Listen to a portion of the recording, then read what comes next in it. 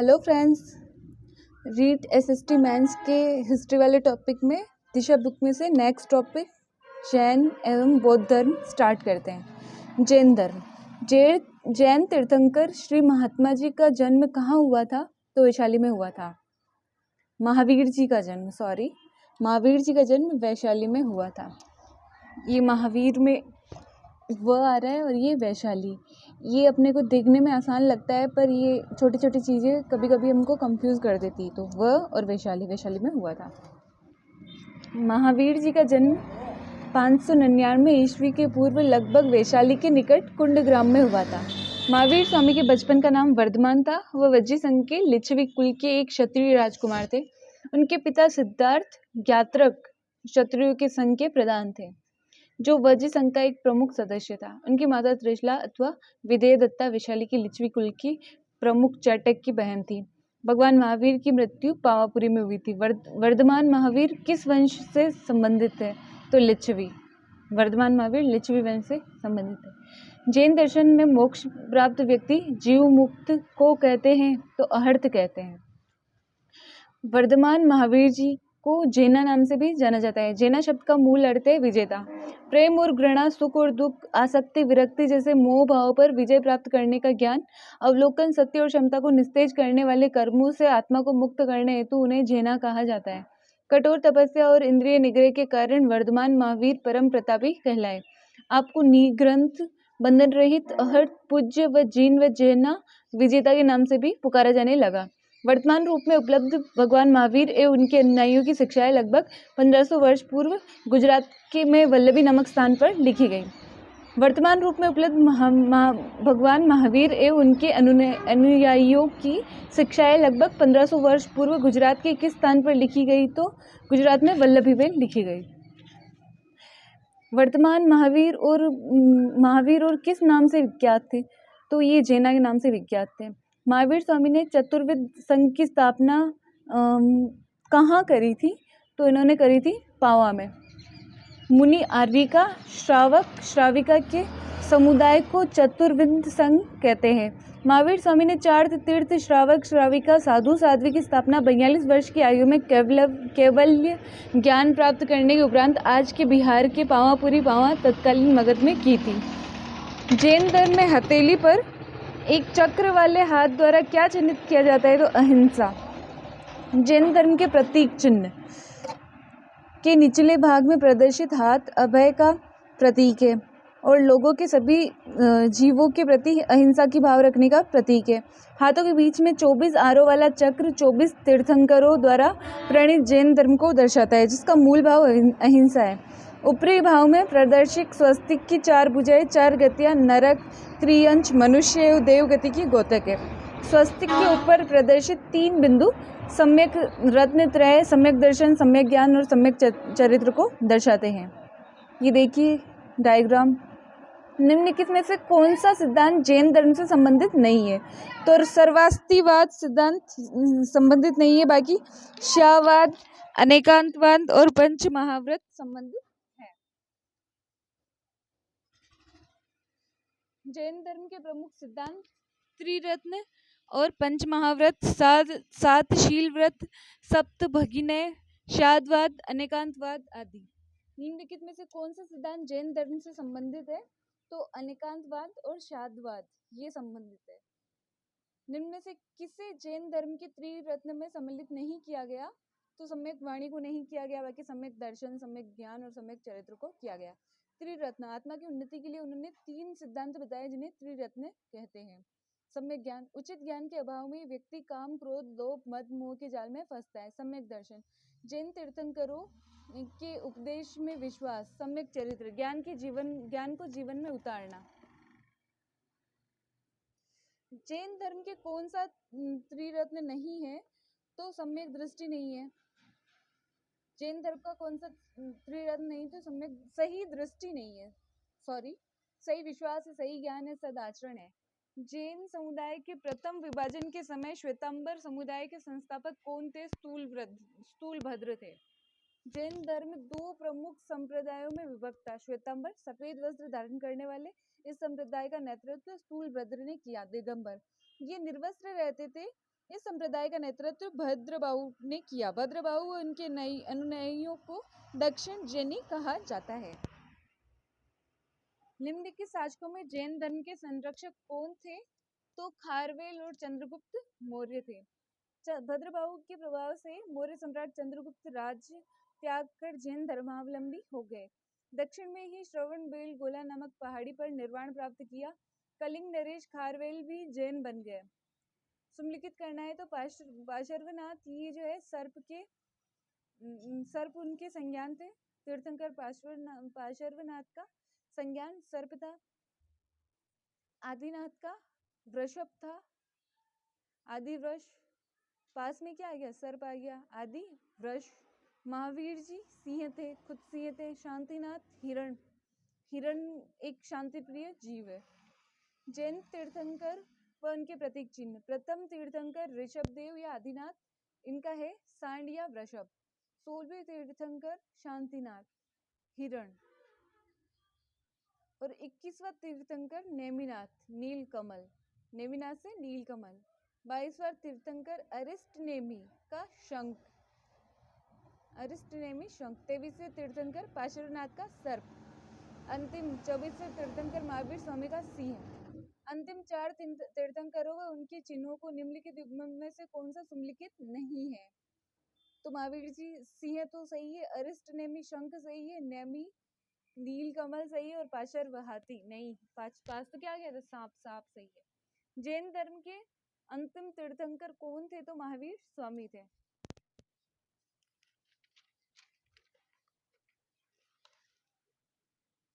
उत्तर प्रदेश में बौद्ध और जैनियों दोनों के प्रसिद्ध तीर्थ स्थल कौशाम्बी।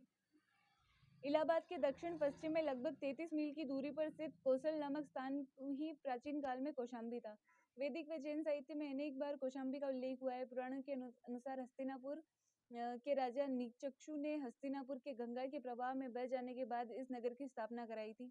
जैन ग्रंथ के अनुसार कुशाम्ब नामक वृक्षों की अधिकता के कारण इस नगर का नाम कौशाम्बी पड़ गया। ये नगर जैन और बौद्ध दोनों को प्रसिद्ध तीर्थ स्थली थी। महात्मा बुद्ध ने इस नगर में जाकर कई बार धर्मोपदेश दिया और लोगों ने अपना शिष्य बनाया। यहाँ अनेक विहार थे। सर्व प्रमुख लोगों को अपना शिष्य बनाया, यहाँ अनेक विहार थे। सर्व प्रमुख घोषित राम विहार था, जिसका निर्माण श्रेष्ठी घोषित ने करवाया था। महावीर का प्रथम शिष्य कौन था? तो जमाली था। महावीर के प्रथम शिष्य जमाली थे। जमाली उनकी बेटी अनुजा प्रियदर्शनी के पति थे। वह महावीर के दामाद थे। बौद्ध धर्म, भगवान बुद्ध का वास्तविक नाम क्या था? तो सिद्धार्थ है ना। बौद्ध धर्म के संस्थापक महात्मा बुद्ध का जन्म 563 ईस्वी पूर्व कपिल वस्तु के लुम्बिनी गांव में हुआ।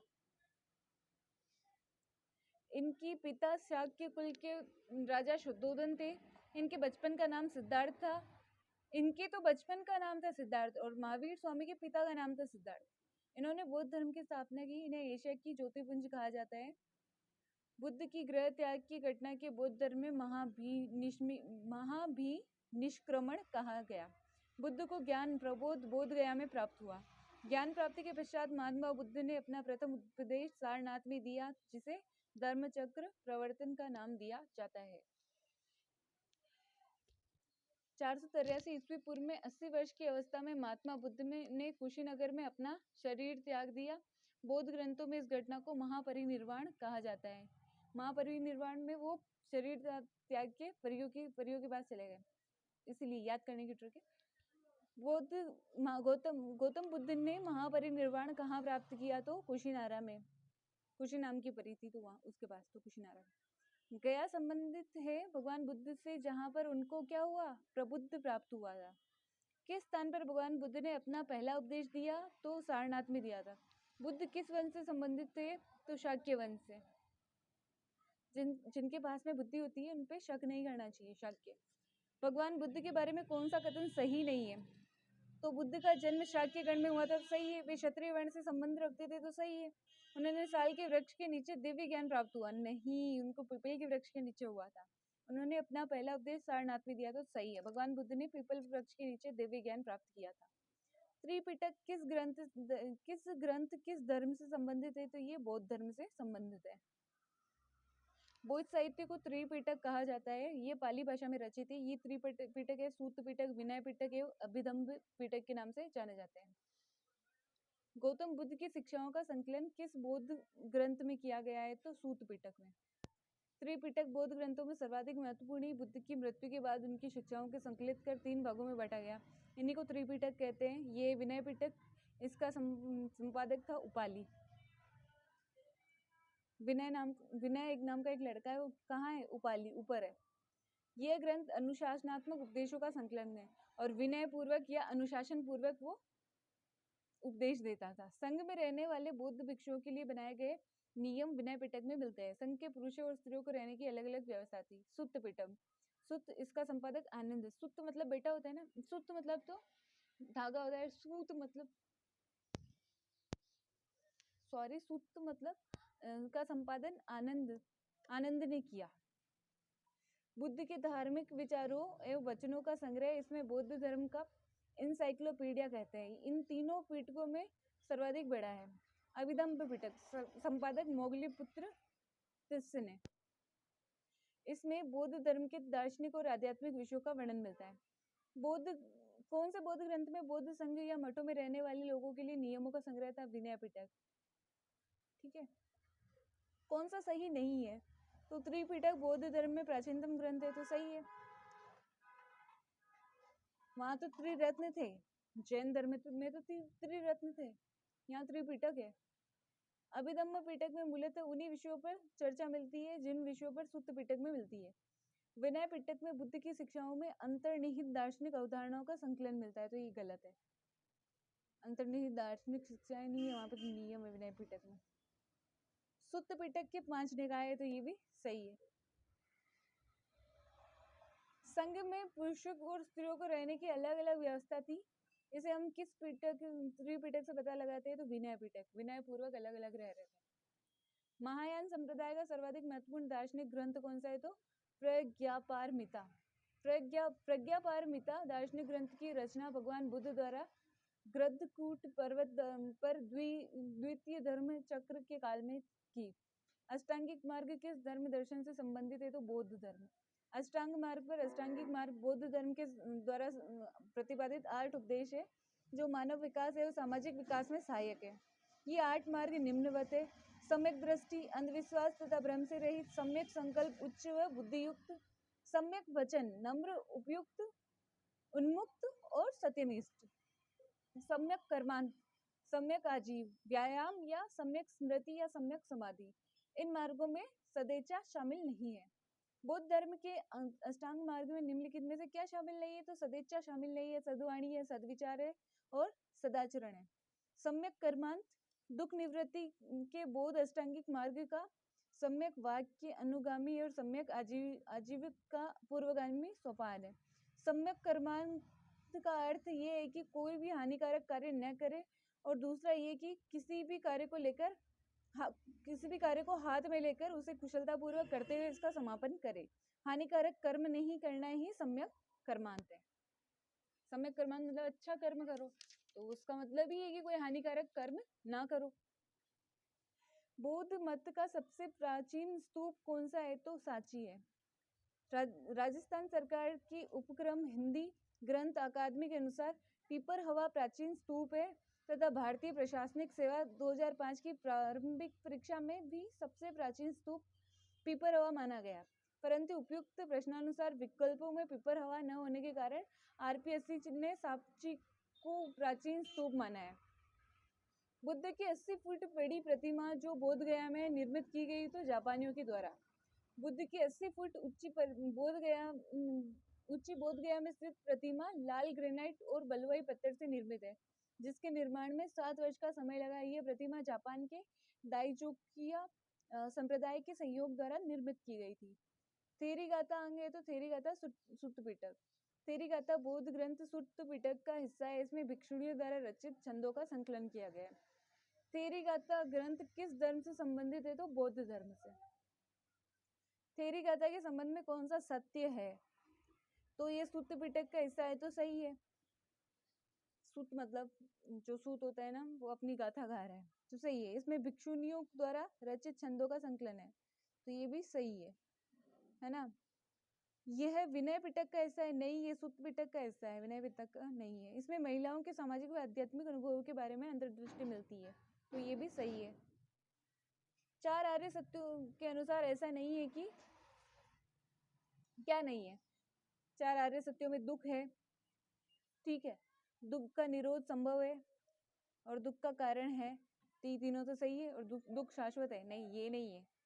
महात्मा बुद्ध ने चार आर्य सत्य, दुख, दुख का कारण, दुख का निरोध तथा दुख निरोध मार्ग व मध्यम मार्ग का प्रतिपादन किया। निम्नलिखित में से कौन सी शिक्षा बौद्ध सिद्धांतों में सम्मिलित नहीं है? तो पंच अणु व्रत ये बौद्ध सिद्धांतों में नहीं है, बाकी चार आर्य सत्य, अष्टांगिक मार्ग, अहिंसा ये सम्मिलित है। बौद्ध धर्म की प्रमुख शिक्षाएं चार आर्य सत्य, अष्टांगिक मार्ग, 10 सील, प्रतीच्य समुत्पाद, द्वादश निदान, अहिंसा, पुनर्जन्म एवं कर्म आदि। भारत में पहले जिस मानव प्रतिभाओं को पूजा गया था वो है बुद्ध की। भारत में सबसे पहले बुद्ध की प्रतिमाओं की पूजा की गई। बौद्ध धर्म के महायान शाखा के अनुयायियों ने सर्वप्रथम बुद्ध मूर्तियां स्थापित करके उनकी पूजा प्रारंभ की। प्रतीच्य समुत्पाद निम्नलिखित में से किस धार्मिक संप्रदाय का आधारभूत सिद्धांत है? तो बौद्ध। प्रतीच्य समुत्पाद द्वादश निदान कारणवाद इस दर्शन की मान्यता थी कि जिस तरह दुख का कारण जन्म है उसी तरह जन्म का कारण कर्म रूपी दर्शन है। बौद्ध धर्म में निरात्मवाद व क्षण भंगुरता की भी महत्वपूर्ण है। ये पाली भाषा में प्रतीच्य समुत्पाद कहलाता है। इसका अर्थ है संसार की सभी वस्तुएं किसी न किसी कारण से उत्पन्न हुई है। प्रतीच्य इसके होने से समुत्पाद ये उत्पन्न होता है। योगाचार दर्शन संप्रदाय संबंधित है तो महायान से संबंधित है। महायान बड़ी सवारी, इस मत के लोग सुधारवादी थे। इस सुधारवादी का नेता नागार्जुन था।